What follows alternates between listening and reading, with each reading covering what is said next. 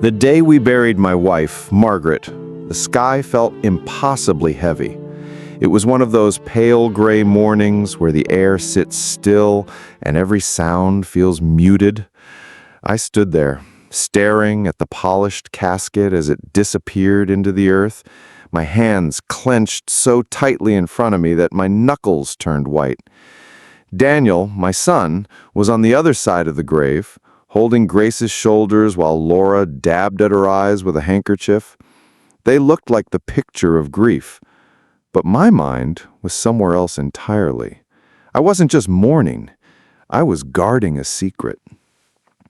Before we continue, please subscribe to the channel and let us know where you're listening in the comments section. Margaret had told me about the second house years ago, in the quiet of our bedroom one night when Daniel was already living on his own. She'd bought it with money she inherited from her own parents, fixed it up over the years, and kept it in her name alone. "For you," she'd said, tucking my hand under hers, "for when things get complicated." That morning at the cemetery, the weight of her words pressed on me harder than the damp air. Daniel didn't know about the house. Laura certainly didn't, and I had no intention of telling them. Not yet. Maybe not ever.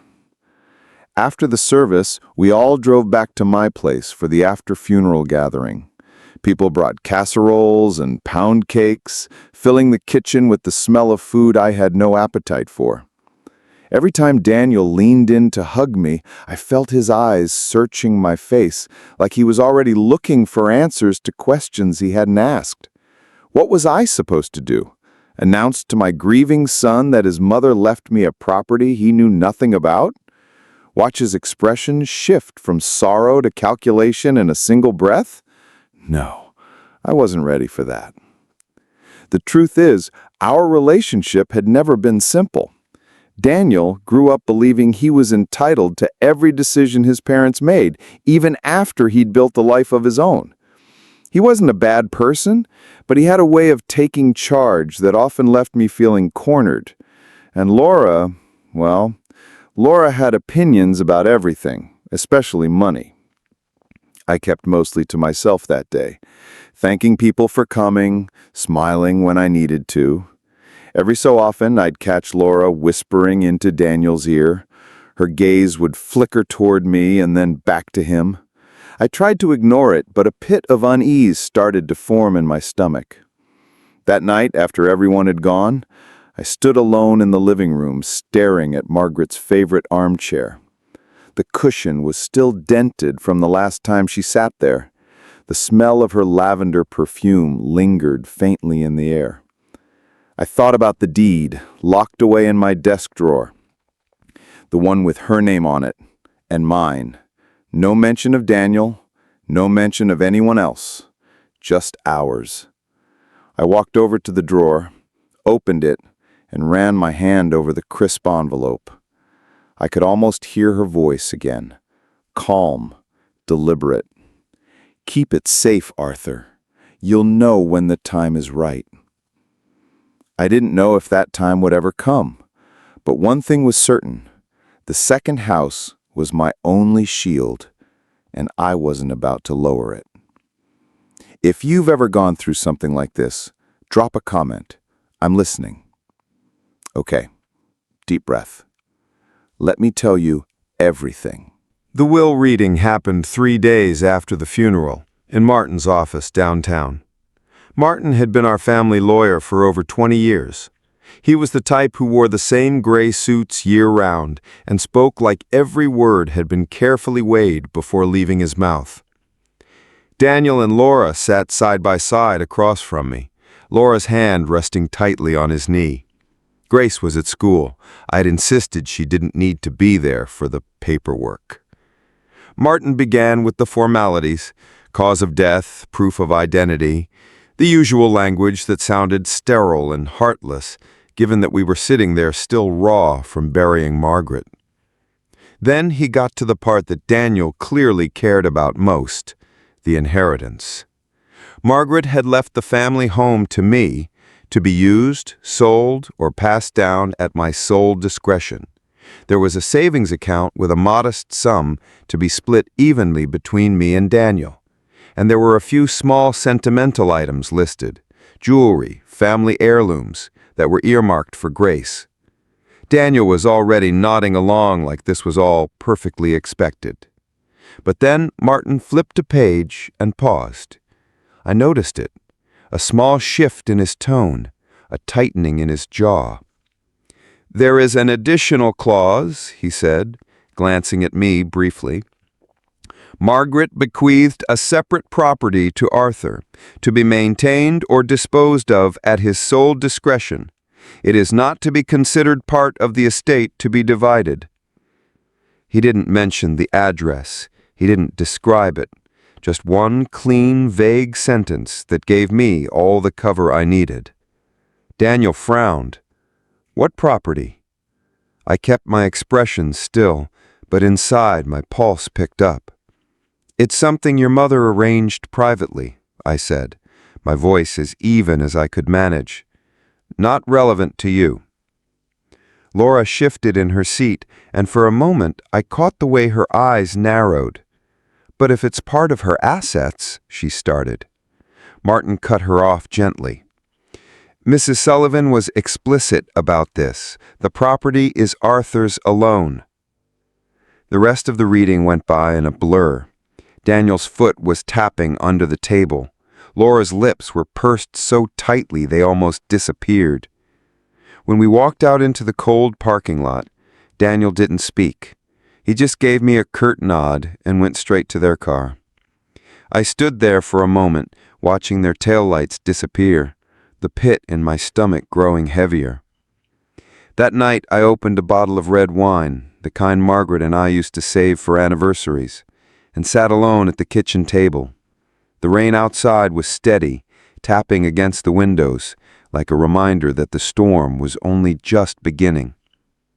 Margaret had trusted me with something she hadn't even trusted our son to know about. And now, for the first time, I wondered if that trust was going to cost me my relationship with him. What would you have done in my place? The shift in Daniel was subtle at first, but I noticed it. 3 days after the will reading, he stopped by just to check in. Laura didn't come with him, which in itself was unusual. She was the kind of daughter-in-law who liked to have a say in every conversation, especially when it involved money or property. He sat at the dining table, glancing around like he was taking inventory of the place. "Dad," he began, "have you thought about what you're going to do with the house?" I sipped my coffee. "This is my home, Daniel. I'm not in a rush to make any changes."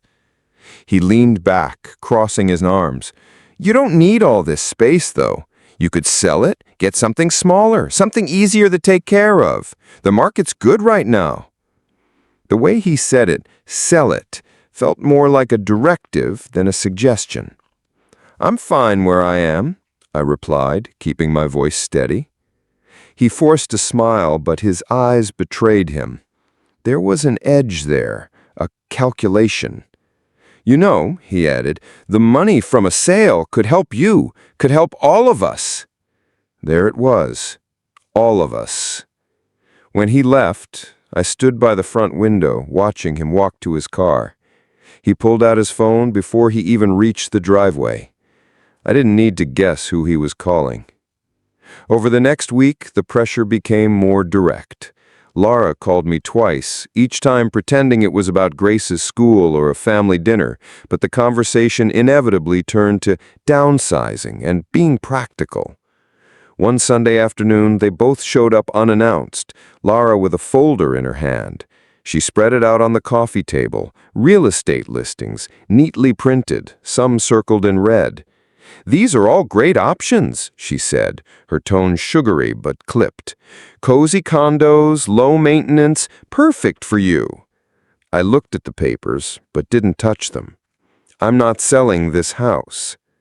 Laura exchanged a glance with Daniel, then leaned forward. "Arthur, we're just trying to look out for you. Big houses are a lot for one person, and if something were to happen, I'm not selling this house," I repeated, my voice firm enough to make her pause. The room went quiet. Daniel stared at the listings, not meeting my eyes. I could feel the distance between us stretching a little wider. That night, I pulled out the deed to Margaret's second house again. My hands lingered on the paper, tracing the address with my thumb. This was my safety net, the one thing they couldn't touch. But even then, a question kept gnawing at me. How far would my own son go if he thought I was standing in the way of what he wanted? It was around that time I started noticing a shift in Grace.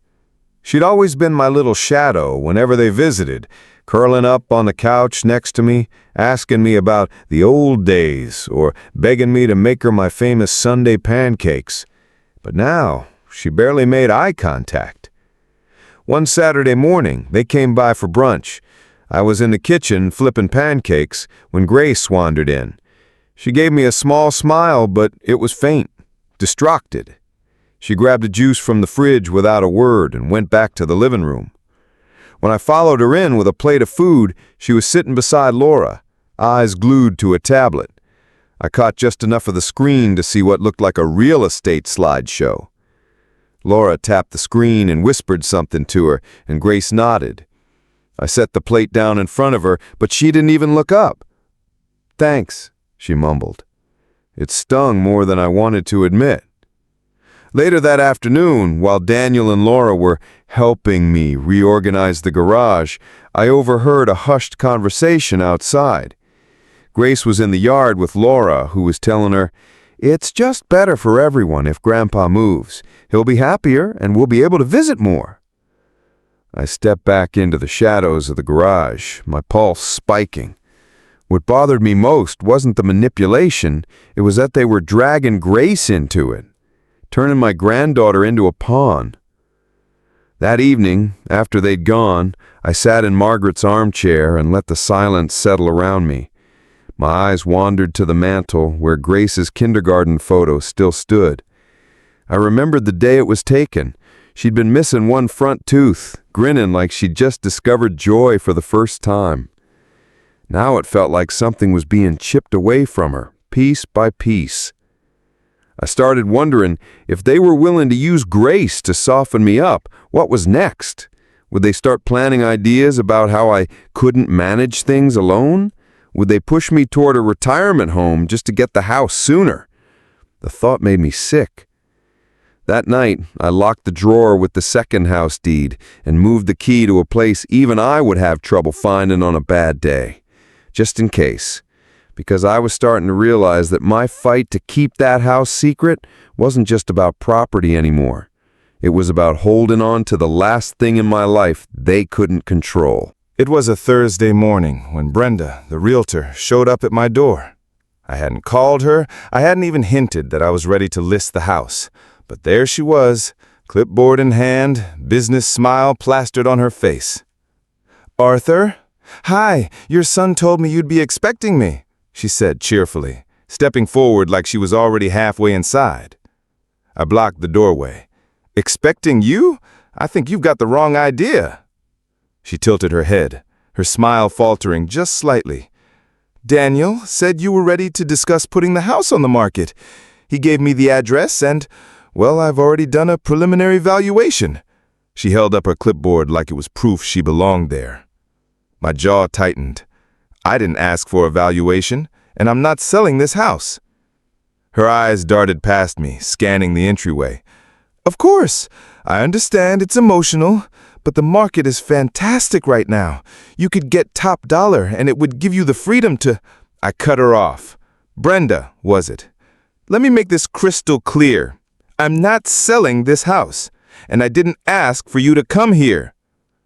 Her smile froze in place for a second too long before she stepped back. "I'll let Daniel know," she said finally, heading toward her car. When her engine faded down the street, I closed the door and just stood there, my hand still on the knob. The audacity of it, my own son arranging for a realtor to waltz in without so much as a conversation, made my stomach churn. That afternoon, I called Daniel. "Why did a realtor show up at my door this morning?" There was a pause. "I thought it might help move things along," he said, his tone almost casual. "Move things along for who?" "For everyone. Dad, you're living in a place that's too big for you. This is just common sense." "Common sense doesn't mean making decisions for me behind my back," I snapped. The silence on the other end stretched out before he muttered something about just trying to help and hung up. I sat at the kitchen table for a long time after that, the light shifting from morning to late afternoon, casting long shadows across the floor. I could almost hear Margaret's voice in my head, warning me about Daniel's pushy streak, how he sometimes blurred the line between helping and taking over. And now, it felt like that line had vanished entirely. If he was willing to bring in strangers to force my hand, I couldn't help but wonder, what else was he planning without me knowing? 2 days after Brenda's surprise visit, I decided to drive out to the second house. I hadn't been there in months, not since before Margaret passed. It was early morning when I set out, the road still quiet, my hands gripping the steering wheel a little tighter than usual. The drive took just under an hour, far enough to feel separate from my everyday life, close enough to reach whenever I needed an escape. The moment I turned onto the narrow gravel driveway, a strange calm settled over me. The house came into view slowly, tucked behind a row of old maple trees. Margaret had chosen this place carefully. It wasn't flashy, just a modest, two-story craftsman with a wide porch and soft blue shutters. But it had a feeling to it, a kind of privacy you couldn't buy in the city.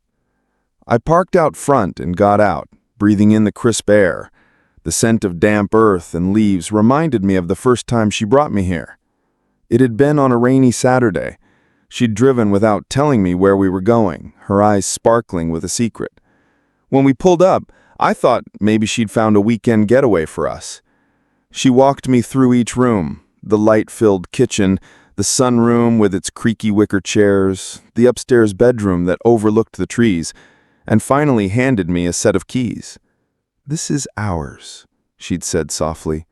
"Just ours. No one else needs to know." At the time, I didn't fully understand why she wanted to keep it private. I thought maybe it was just a romantic gesture, our own little retreat. But standing there now, running my fingers along the worn porch railing, I realized she'd been thinking ahead. Inside, the house smelled faintly of cedar and dust. Everything was just as we left it. The plaid throw blanket draped over the couch, the old coffee pot in the corner of the counter, the bookshelf still half filled with paperbacks she'd meant to read. I walked through each room slowly, almost reverently, feeling the quiet wrap around me like a blanket. Here, there were no whispered conversations from Laura, no side glances from Daniel, no hidden agendas lurking beneath polite smiles. This house wasn't just a property. It was a sanctuary, a line Margaret had drawn in the sand long before the battle even began. As I stood in the upstairs bedroom looking over the maple trees, I felt the smallest flicker of relief. No matter what happened with the family home, this place would remain mine. At least, that's what I thought. It was a week later when Daniel finally snapped. He showed up at my door unannounced, his car still running in the driveway. No Laura this time, just him, pacing on the front porch with that tight, impatient look I recognized from his teenage years whenever he thought I was being unreasonable. I opened the door before he could knock again. "What's going on?" I asked. He stepped inside without waiting for an invitation. "We need to talk." I could tell from his tone that this wasn't going to be a pleasant conversation. He went straight to the dining table, pulled out a chair, and sat down like he was preparing for a confrontation. "I know about the other property," he said flatly. My chest tightened. "What other property?" "Don't play dumb, Dad. The one Mom left you. The one Martin didn't go into detail about during the will reading." I stayed standing, partly because I didn't trust myself to keep still. "Your mother wanted that kept private." Daniel's eyes narrowed. "Private from me? From your own son?" "Yes," I said, "from you." He pushed back in his chair, the legs scraping loudly against the hard wood. "Do you have any idea how that makes me feel? Like you don't trust me? Like you're hoarding things that should be part of the family estate?" "It's not part of the estate," I said firmly. "Your mother made sure of that." His voice rose. "That's convenient, isn't it? She leaves you a secret house, and I'm just supposed to pretend it doesn't exist? What are you going to do with it, Dad? Let it sit there empty while the rest of us—" I cut him off. "The rest of us? Or you and Laura?" The silence that followed was louder than his shouting.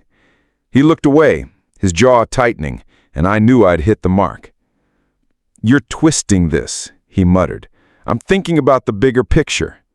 "No," I said quietly, but with all the steel I had left in me. "You're thinking about what you can get." He stood abruptly, his chair tipping slightly before slamming back into place. "If you keep this up, you're going to regret it," he said, his voice low now, almost a growl. I didn't answer. I just held his gaze until he finally turned and walked out the door, slamming it behind him. When his car peeled out of the driveway, I sank into a chair, my hands trembling. The confrontation had been coming for weeks, but hearing him say the words, the threat in his tone, made something in me harden. Margaret trusted me for a reason, and after today, I knew without a shred of doubt that I couldn't let go of that house. Not now. Not ever.